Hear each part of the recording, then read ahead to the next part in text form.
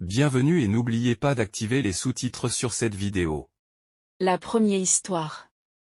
Mon neveu adulte habite chez moi depuis longtemps.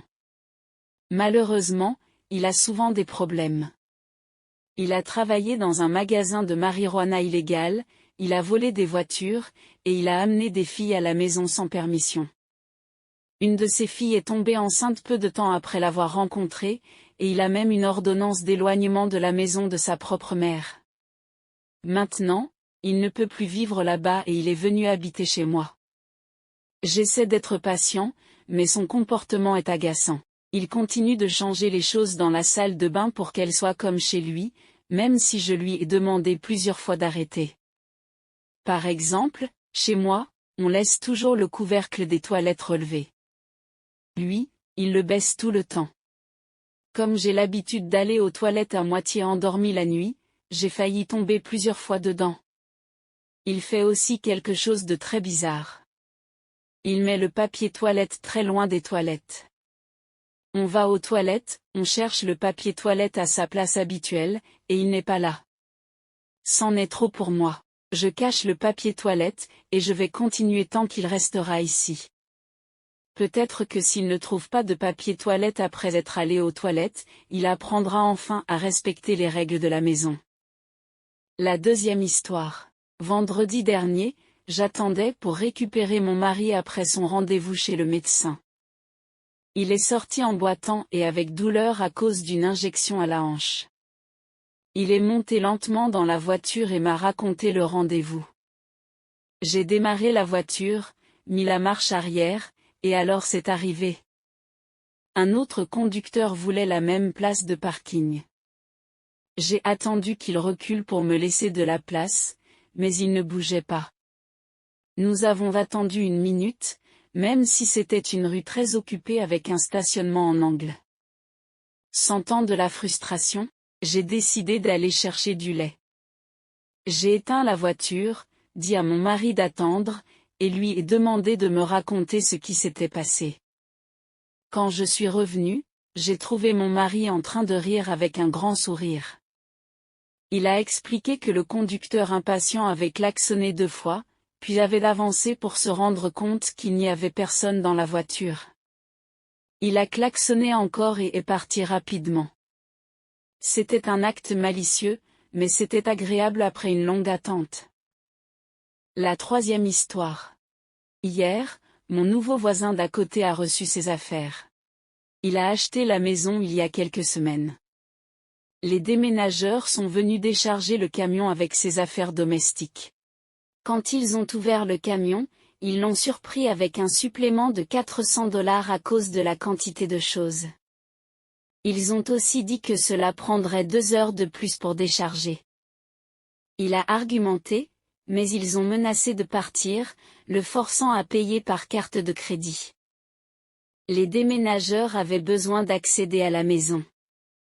Comme l'entrée latérale avait beaucoup de marches, ils ont demandé à utiliser le garage. Cependant, une voiture était garée à l'intérieur. Les déménageurs lui ont poliment demandé de la déplacer. Il a obéi et a garé sa voiture derrière le camion. Tout a été déchargé en 1 heure. Malheureusement, sa voiture bloquait le camion de déménagement. Quand ils lui ont demandé de la déplacer encore, il a expliqué que sa femme avait les clés et faisait des courses pour quelques heures. Il a fait remarquer qu'il avait déjà payé pour le temps supplémentaire, impliquant que ce n'était pas son problème. 2 heures plus tard, sa femme est finalement arrivée et a déplacé la voiture, permettant aux déménageurs de partir. La quatrième histoire. Le parc pour chiens près de chez moi est très pratique.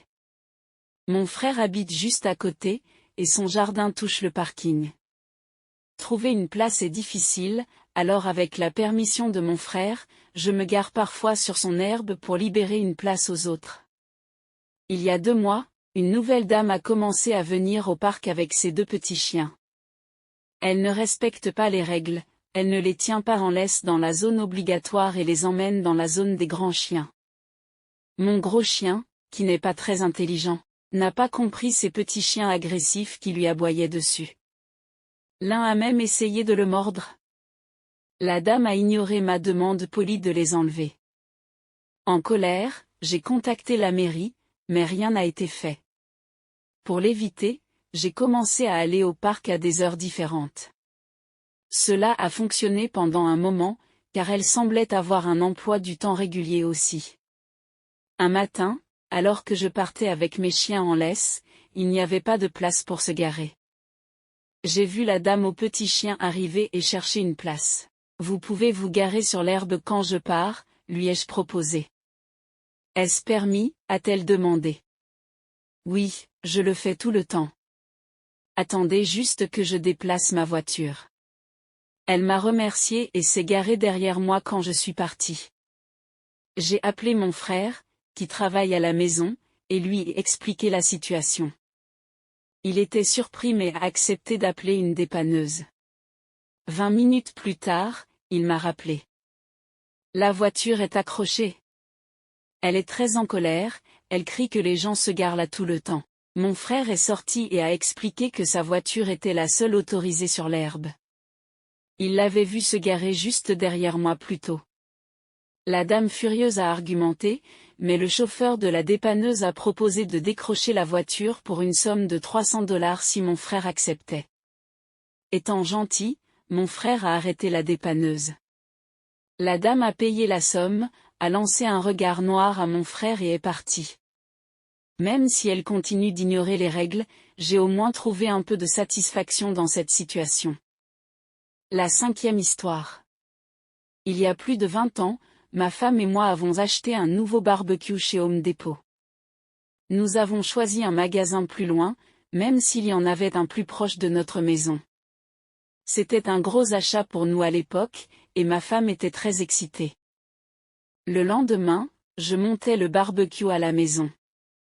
Quand je suis arrivée au support, il y avait un problème. Cela ne fonctionnait pas correctement. Je ne voulais pas démonter tout le barbecue et le remettre dans la boîte, alors j'ai appelé le Home Depot le plus proche de moi. Je voulais voir s'il pouvait juste remplacer le support cassé. Malheureusement, j'ai été mis en attente pendant très longtemps, peut-être même 30 minutes. C'était si long que j'ai rappelé avec le téléphone de ma femme et j'ai demandé s'il savait combien de temps j'attendais. Finalement, ils m'ont transféré à quelqu'un dans le département extérieur. J'ai expliqué la situation et demandé un support de remplacement, mais il a dit non.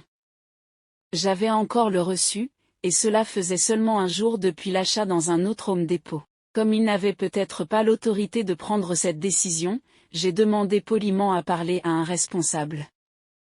Le responsable a écouté mon explication, y compris le long temps d'attente au téléphone. Cependant, il a insisté pour que je retourne tout le barbecue. À ce moment-là, j'étais assez énervée. Pour une raison quelconque, ma femme pleurait même. Je ne comprends toujours pas pourquoi elle était si émotive à ce sujet, mais cela la dérangeait clairement. J'ai informé le responsable que je ramènerais tout le barbecue, comme il l'avait demandé.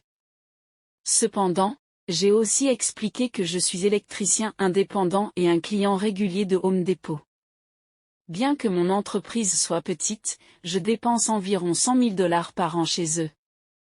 Je voulais lui faire comprendre que je ne faisais pas de menaces en l'air, mais je ne voulais pas non plus promettre de ne plus jamais faire d'achat chez eux. Malgré les excuses du responsable, je suis restée ferme. Je lui ai rappelé qu'un simple remplacement du support résoudrait tout. Malheureusement, il est resté inflexible. À ce moment-là, la conversation était terminée. J'ai tenu ma promesse. Je n'ai pas dépensé un seul centime chez Home Depot pendant une année entière. En fait, ce boycott a duré plus de 15 ans. Même ces 5 dernières années, je n'ai fait que quelques achats là-bas. Cependant, j'ai développé une nouvelle stratégie. Chaque fois que j'avais besoin de retourner des articles, Home Depot est devenu mon magasin de prédilection. Ce n'était pas de petits retours, j'apportais une collection d'articles divers, souvent pour une valeur totale de 5 cents à $1000. Il y avait 2 raisons à cela. Premièrement, la plupart des magasins comptent les retours comme des ventes négatives, quel que soit le lieu d'achat des articles. Ainsi, non seulement Home Depot manquait les ventes des choses que j'achetais ailleurs, mais il prenait aussi un coup pour les choses que je retournais. Deuxièmement, j'utilisais l'occasion pour remplir les enquêtes de satisfaction client sur mes reçus. Bien que je louais toujours les caissiers qui m'aidaient avec les retours, je ne manquais jamais une chance de mentionner mon expérience négative avec le barbecue et le responsable. Dans la section des commentaires, j'expliquais pourquoi je ne dépensais pas d'argent dans ce magasin spécifique.